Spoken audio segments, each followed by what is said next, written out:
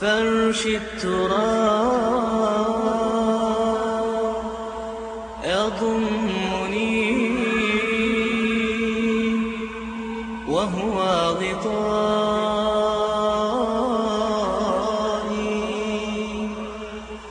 حول الرمال تلفني بل من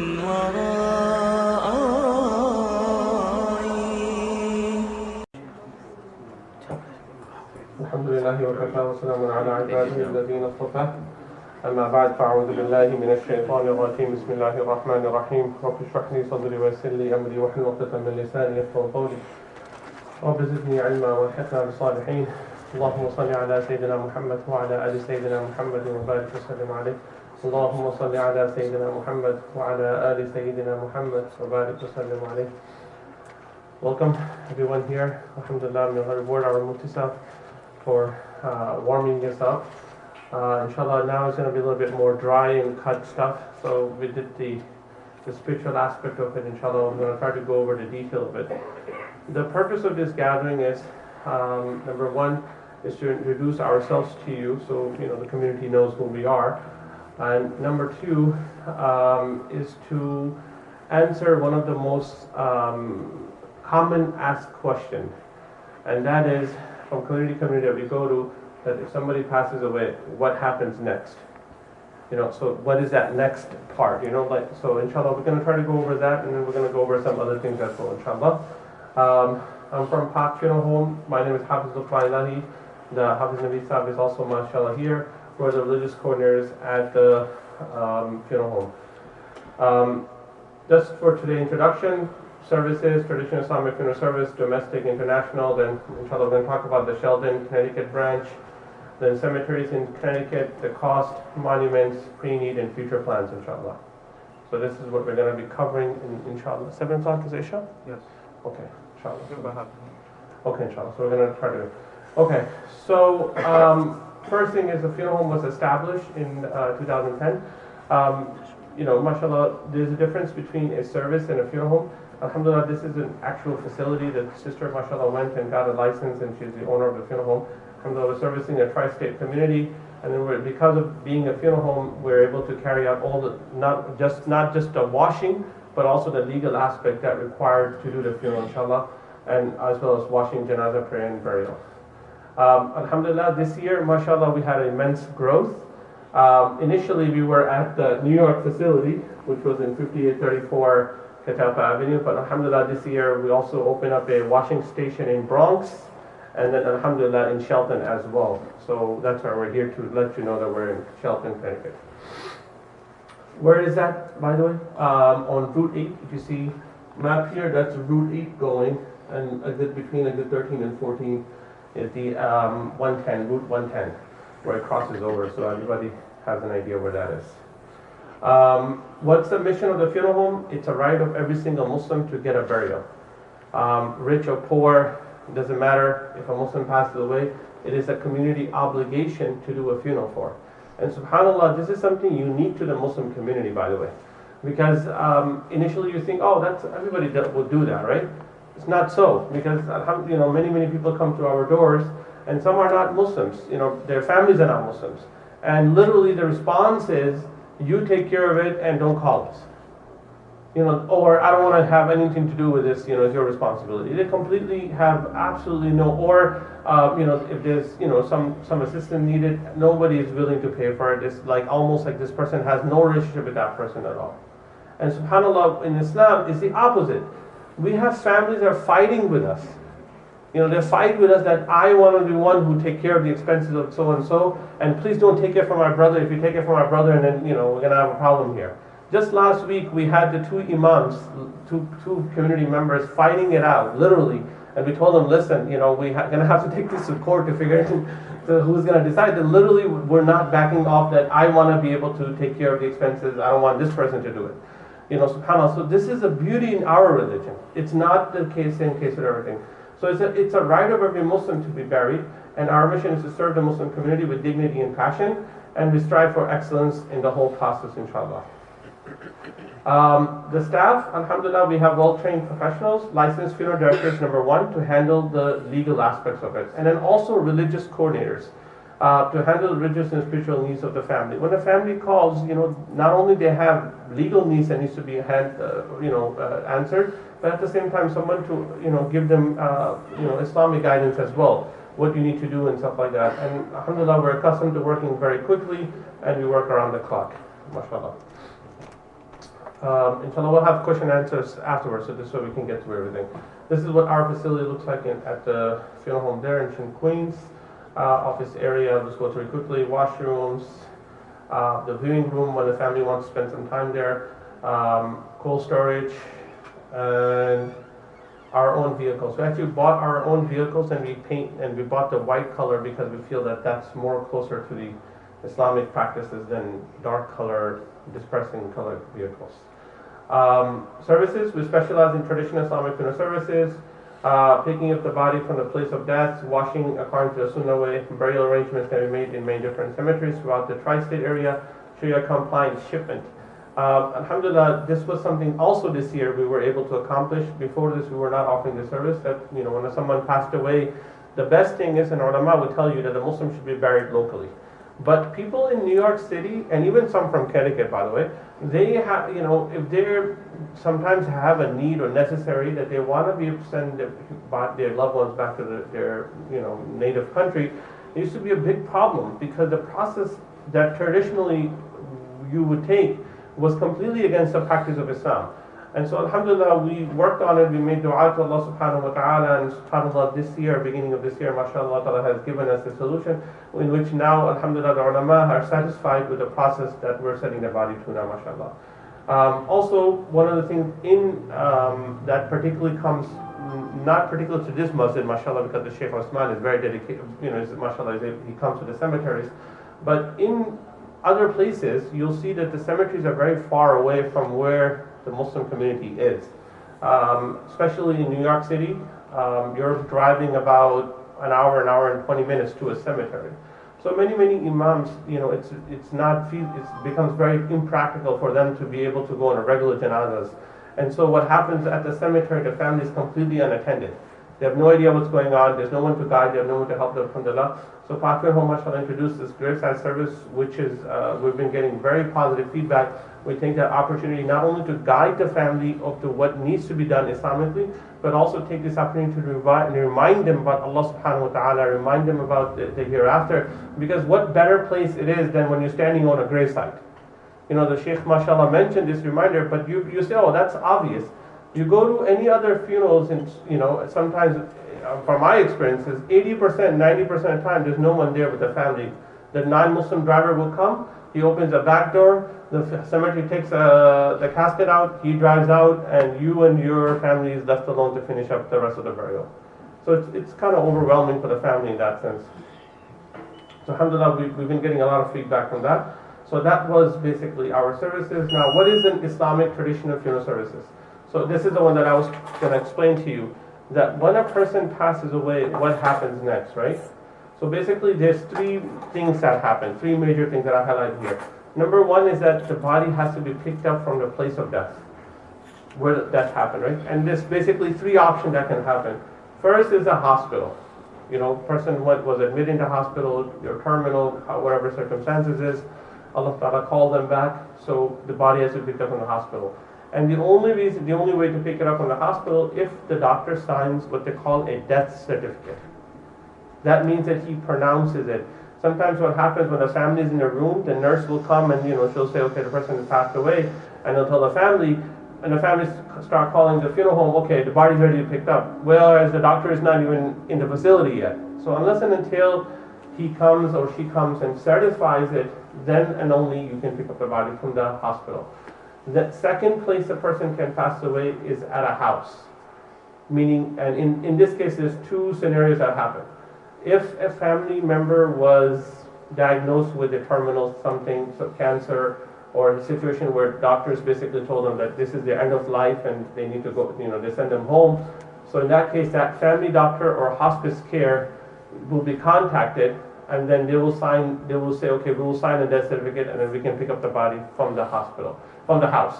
You don't have to go back to the body doesn't have, you don't have to call 911, the police doesn't have to come, the ambulances don't have to come, the body doesn't have to go to back to the hospital, and then from there we can pick it up. And many, mashallah, families really appreciate that, that less handling by other people's, it's their preference. This is in a case that a person was expecting to pass away. If, for example, someone passed away all of a sudden, unexpectedly, like I'll tell you, last Ramadan, on the 27th of Ramadan, a young brother by the age of about 27, he woke up with his parents, did his sahri, and after sahri he took a nap, like most of us do. After praying Fajr, he went to sleep, and then about 12 o'clock, his father realized that he didn't come to work because he used to work with his father. So he called the house, and no one was answering. He went home, and he found that he passed away. 27 years old, not a lot of age. So now this was a shock. All of a sudden, whoa, what happened, right? So now when you have to now call the 911. The police will come, and the first thing they want to rule out if this was a case of violence, if this was a purposely someone caused this to happen or not. So they want to investigate that. And number two, once they determine it is not, then the process goes pretty smooth. But if they determine it is, then it's like obviously it's a legal case, then it starts, and then it's a long process after that. In the event, anyways, they'll come, and then two scenarios happen. When they'll call what they call medical examiner. And the medical examiner will come and look at the scene and investigate and determine immediately whether this was purpose or not. And if they determine it's not purposefully, then sometimes they release the body right there. We can pick it up from the house, and sometimes we need to take it back to the medical examiner office, and we need to do further testing. This is the point where you have to understand this. Everybody has to understand this. You must avoid autopsy. That's what I have written down here. Autopsy is, we must put in our request that we want to not have this procedure done. What is autopsy? Basically, they cut up your chest, they take all the organs out, they cut the brain out, and they chop it up to investigate it. And the reason why they're doing that is they want to determine the cause of death. How did the person pass away? And many times, this person passed away, it's not gonna do, it's something we should avoid. If you ask the ulama, inshallah, and you can check with your mashayikh, inshallah, that are in your local masjid, if this scenario happened, discuss with them the specifics. I'm just talking about general rule, that we should try our best to avoid it as much as possible. And sometimes it's really silly. Another example, we got a call from a brother. He said, my brother passed away in Florida. We were in New York. He said, we want to bring his body over. I said, okay, I'm sorry to hear that. How old was he? Something like 30, very early 30s. He was going somewhere. His car was parked on the side of the highway, and he passed away. So now, the police come, they take the body and everything else, and, so immediately knowing that, I called the medical examiner and let them know the family is requesting that autopsy should not be done. They said, why not? This person was, so young. Don't you want to know how he passed away? So it's their normal practice. Unless and until we don't tell them our wishes, they're going to go with whatever their normal practices are. So we have to let them know that we wish, from our religious perspective, not to do autopsy. In another case, like a car accident happened. A car accident, person passed away. And they're doing autopsy on this person, and we ask, why are you doing it? He's passed away in a car accident. It's pretty obvious, right? So, well, don't you want to know how he passed away? Really? So, this is how it is. This is the system. They want to know exactly, was it blunt trauma to the head that caused internal bleeding, the whole 9 yards after that. So the Muslims, we're more concerned about getting the burial than to know exactly, unfortunate that he passed away, but the next part is, the most important thing is to expedite the burial. So all of this is going to lead to delay and, obviously cutting the body and stuff like that. And then when you have to do ghusl for this thing, it's very, very difficult. It's not easy. We just had a couple of months, 2 months ago, about in Connecticut, that we had to do that. They didn't even stitch the thing back. They just left it open. They said, okay, they put everything, all the organs in a bag and put it inside, and didn't even bother stitching it up. At least in New York, we stitched it. So I called the funeral director. They said, do they stitch here? They said, no, they just put one little bandage here, and they expect the rest of the funeral home to finish up. So, short story, avoid. autopsy. Okay? Must avoid the autopsy at all, as much as we can, inshallah. Unless until you don't tell them, they're not going to do that. Arrangements, then once the body arrives at the funeral home, then inshallah we make the arrangements, which is when the washing will be, where the janazah prayer will be, when the burial will be, or if they're transporting the body, where they're going to be transporting it to. Okay? So just to go quickly, when somebody calls, basically we ask them the basic information, who passed away, when they passed away, where they are, who's the next of kin, so that when we contact the hospital, we can start the paperwork. Just this is it. Then we call the hospital, make sure the body's ready. If it's ready, the doctor has signed a death certificate. Then we send a car to go pick up the body. Once the body is picked up, transported back to the funeral home, and then we decide when and where to do the burial. And then the death certificate information is filled out. The funeral home is the one who files the death certificate and gets the certified copies for the family.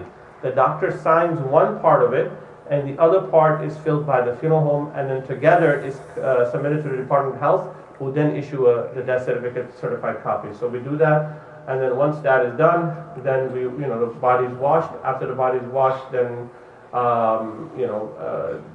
we go for the janazah. Now, just to mention quickly, inshallah, washing, shrouding, and then inshallah, this is something that whenever we do get a chance from this community, or anywhere else, whenever you hear somebody passed away, inshallah, do your best to become one of the volunteers or ask the family members to participate in the washing, because it's very beneficial. Like the Sheikh mentioned today, that it becomes a reality for a person. In Islam, we had like one non-Muslim who came over, and he was doing a documentary on the funerals, how a Muslim funeral goes place. So he was at our funeral home, and he was very reserved. Like he was very scared, and he was making videos about something, and I had him move a casket, and he was very scared, like he didn't want to touch anything. After about half hour, 45 minutes that he was there, and then I had him moving this and moving that, and after a while, and I told him, hey, I realized you're not hesitating anymore. He said, yeah, you're right, I'm not. I said, this is the benefit of Islamic practice, funeral practice, that is different from non-Muslims. What non-Muslims do is that they watch everything from the back. They're not part of the whole preparation. They're not part of any of this. They're just sitting in the back and everything is happening, right? So when you're looking from outside in, it looks very scary. But when you get down and you become part of it, two things happen. For the direct family, it helps with the grief. Many people, when we call them when we receive the call from the hospital, they're very sad and very depressed. But by the time the body gets to the funeral home, and then we encourage them to come and be part of the washing, and they're washing the body, they're shrouding it, they're putting it in a casket, and then when the time to pray janazah, then they're carrying it to the cemetery, and then they're lowering it into the grave, they're filling the grave up. The minute this process is done, it's like almost Allah Ta'ala also finishes their grief also. They get the sense of a closure. It's really amazing. It's not that they walk away from the cemetery, with the grief more. It's that she gets lessened. SubhanAllah. So it's something that, if you participate, inshallah, for the family, inshallah, definitely I'll ask anybody, inshallah, to be part of it.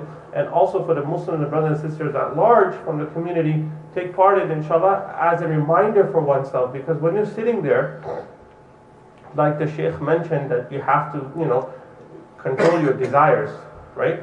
And you have to put block on them. When a body is lying there, it does no longer, you can put cold water, it's not going to complain. You can turn it to the right side, it's not going to complain. You can turn it to the left side, it's not going to complain. You can put hot water, it can't do anything. It's at mercy to you, right? It's at mercy of the person who is washing that person. So similarly, if we put ourselves, we surrender to Allah subhanahu wa ta'ala wishes, then inshallah, Allah Ta'ala will give us honor. So you get to see that, you get to be part of that, inshallah. So highly encourage, inshallah.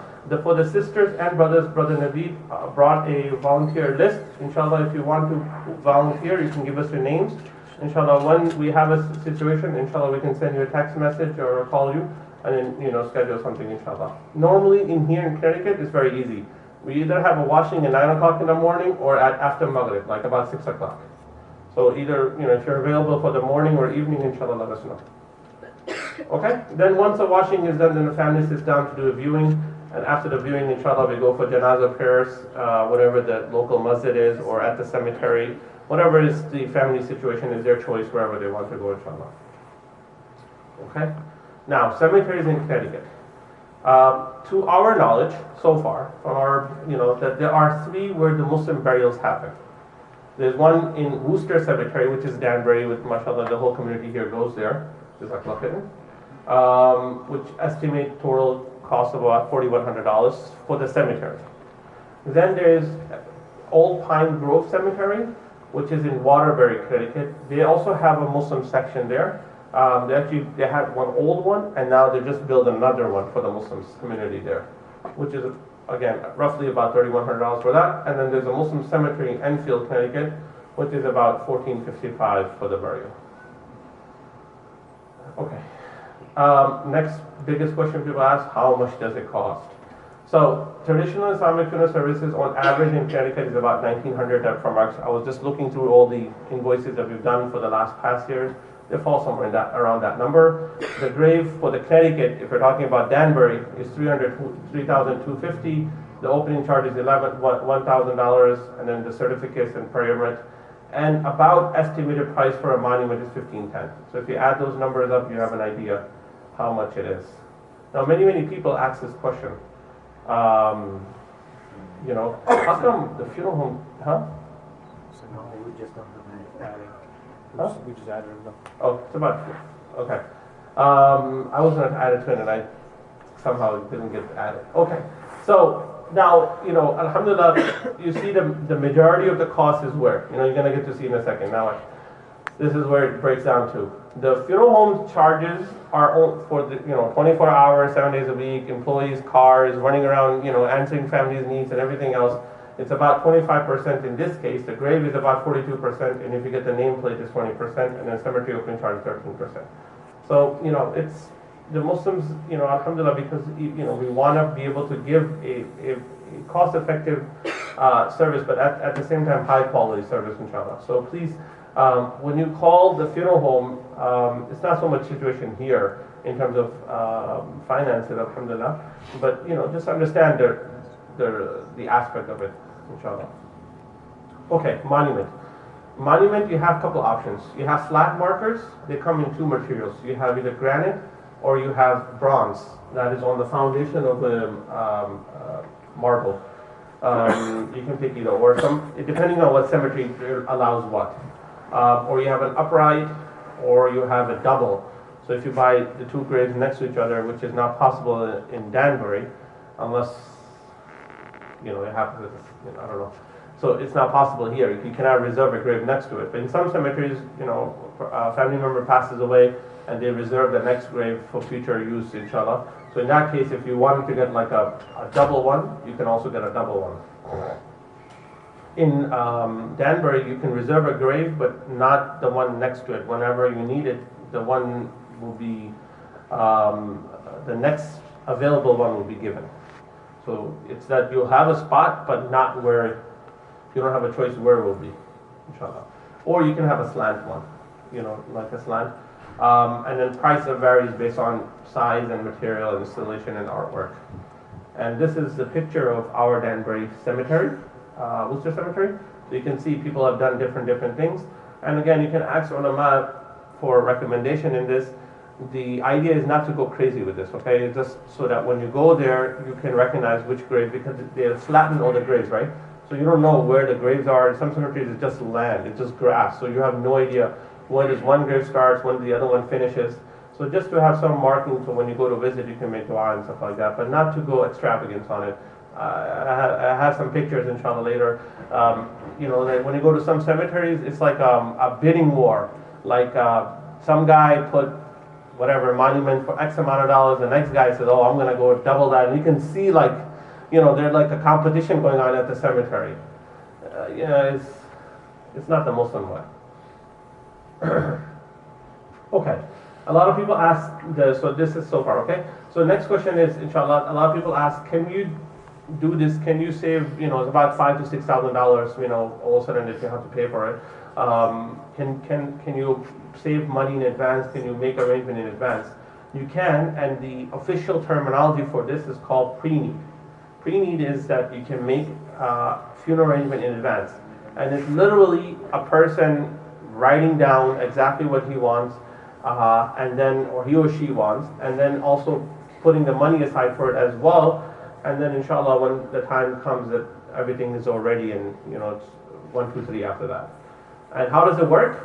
The way it works is you get a pre-need management, which is whatever, in a city group and in corporate funeral fund and Paak funeral home.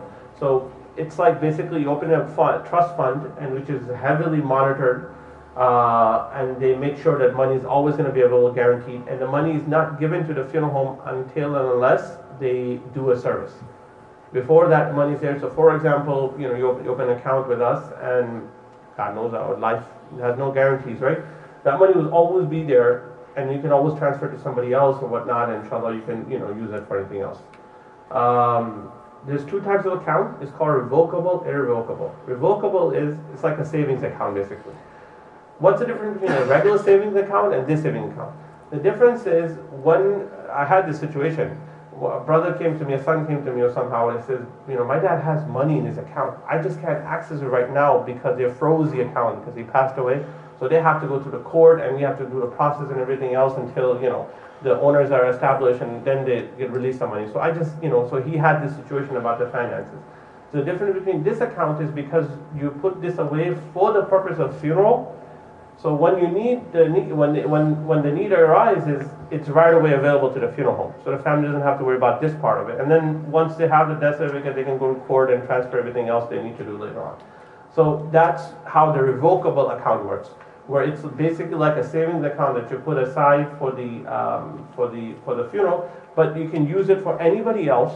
Like if somebody passes away in a family, in a community, they don't have money, so good. Listen, I already saved this much money, just take it from my account and whatnot. So you could do that, or you transfer it, or you moved and you say, what, I don't need this anymore. I became a millionaire. I think I'm fine. Whatever, right? You can take that money out. The other is irrevocable. Irrevocable is once you put that money in, any dime you put in there, it's locked and could only be used for the funeral service of that particular person. The benefit is that, God forbid, somebody, bankruptcy or whatever happened, nobody will come after that money. Or if you're living on benefits, then it won't affect your benefits as well. So social services and whatnot, because they recognize that that's not really your money. That's just something you put aside, and it can only be used for funeral services. And if there's anything extra, it goes back to the family. And then there's like some advantage. You can Google this pre-need, and you can see the advantages and whatnot. I'm not gonna, for the time duration, inshallah, we'll do that. Okay, so alhamdulillah, for our funeral home, our funeral preacher, alhamdulillah, this year we had immense growth with the fadl of Allah subhanahu wa ta'ala. Inshallah, coming up now is we're renovating. If the Sheikh has visited us at the funeral home here, inshallah, we're going to be doing some renovation to that place to make it more suitable, for the community that comes there, inshallah. So we're going to be doing some renovation there. Our online arrangement setup is also coming up, which is going to be really cool, where you can just log in and you have complete control of, you can make the arrangements for yourself, inshallah. And bi'ithnillah, we're also looking to purchase an actual funeral home in the vicinity of Long Island, inshallah.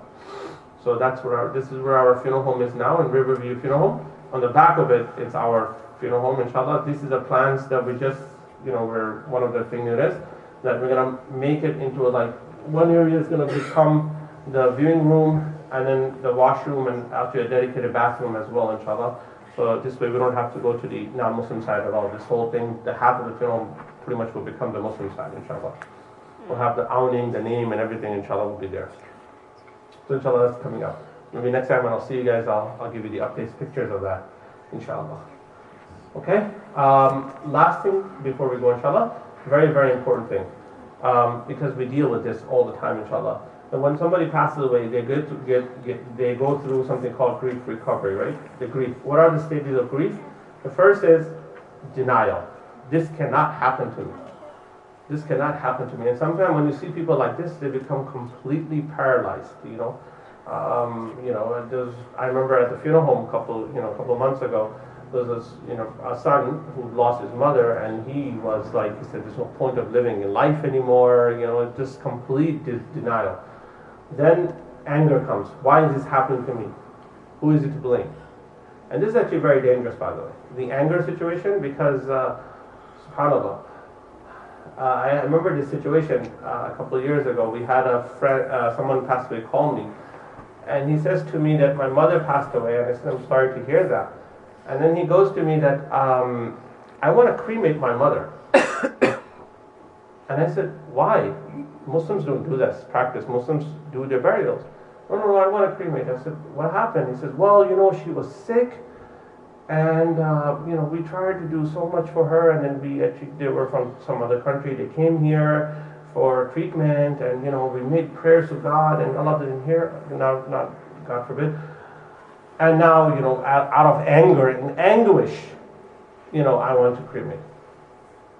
So this is something very, very serious. So, inshallah, when you see a person in this situation, you need to calm them down. You need to remind them that the proper thing, inshallah. And then the third thing happen is bargaining. Make this not happen. In return, I will do something. And then depression happened. I'm too sad to do anything. And then, alhamdulillah, finally acceptance happened. I'm at peace with what happens. So whenever, alhamdulillah, because we deal with the families all the time, somebody's situation somewhere they're stuck. If they're angry, then they're pissed off and angry, they're yelling and screaming. You'll see them, or denial, just they don't want to talk to you. Don't talk to me, nothing happened. So, you'll see these kind of situations, and then you know how to, communicate with them and how to guide them and help them through it, inshallah. And that's how we try to do our funerals, inshallah, that the person, comes out of it. And absolutely the only thing that Allah Ta'ala says in the Quran, أَلَا بِذِكْرِ اللَّهِ تَطْمَئِنُّ الْقُلُوبُ, that one can recover from grief through remembrance of Allah Subhanahu wa Ta'ala. Remembrance of Allah Subhanahu wa Ta'ala is the most important thing.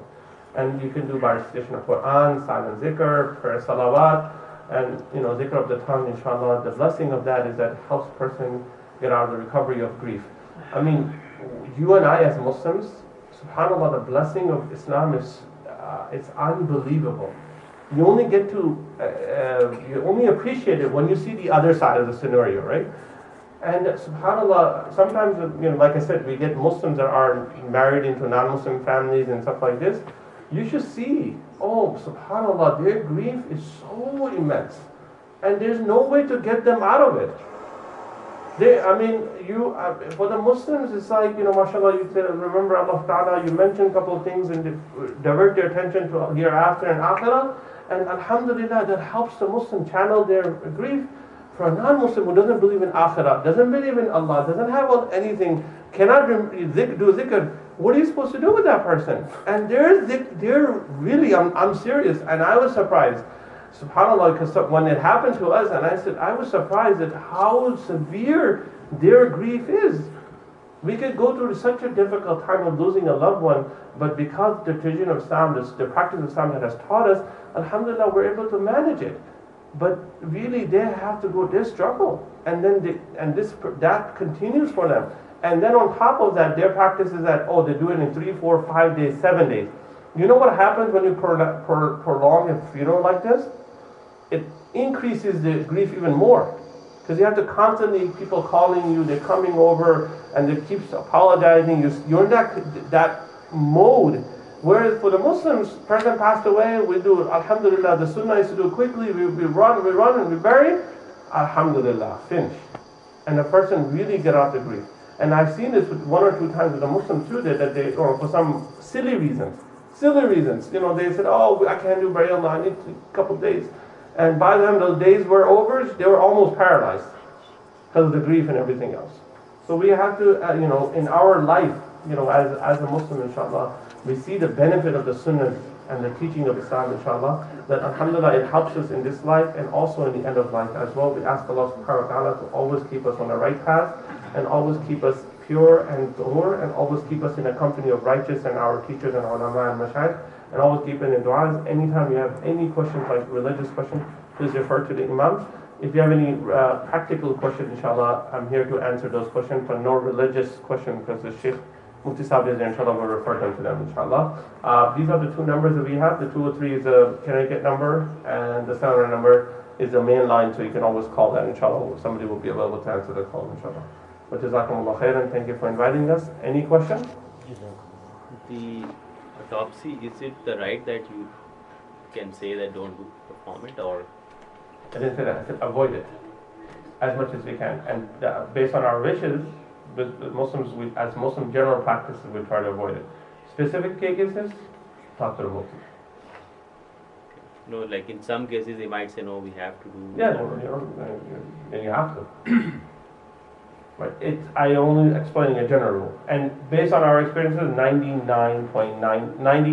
I can say that because I was 5 years before, but 98% of the time, alhamdulillah, we've been able to avoid it, with a few exceptions. But that's something you have to contact your mufti and ask him about, inshallah. This unique circumstances. Yes. When they send someone overseas, what they take them, like they said, they take them eyes, they take them bodies. Oh, good point. Organ donation. 2 questions. Inshallah, I'm going to add that to my list, inshallah. Organ donation, that's another question that you need to ask the local mufti, inshallah, the person you trust, whether this is something a Muslim is allowed to do or not do, okay? That's one discussion. From the practical aspect of it, I can tell you, it has happened that because of organ donation, they hold the body up. The doctor will come, actually the doctor won't even sign a death certificate. He'll wait until the organ donation people will come, take what they need to harvest, and then when they leave, then he signs it. So it adds a delay to it. Some of them have gotten pretty good now, but some in the beginning, some places, depending on the hospital and what it is, sometimes it could add like a couple of hours or even a day of delay to proceeding with a burial.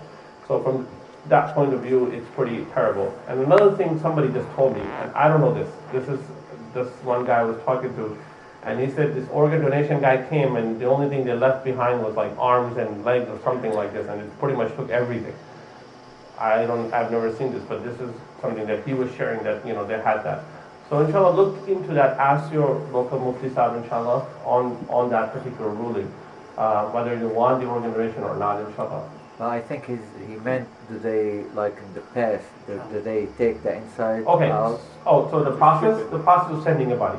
If there's no organ donation, then legally you need to preserve this body so that it's not a means of contamination, because you're traveling such a distance, right? So, and different people are going to be handling this body. So body liquids will come out, odor, smell, it could be a means of contamination. So traditionally, typically, they had a way of doing that, which is what they call, quote-unquote, embalming, which they cut the main arteries to drain the blood, and they had a sharp, pointy pipe, they insert into the stomach, and they crush everything inside, and then put chemical inside, which is called formaldehyde, all into the body.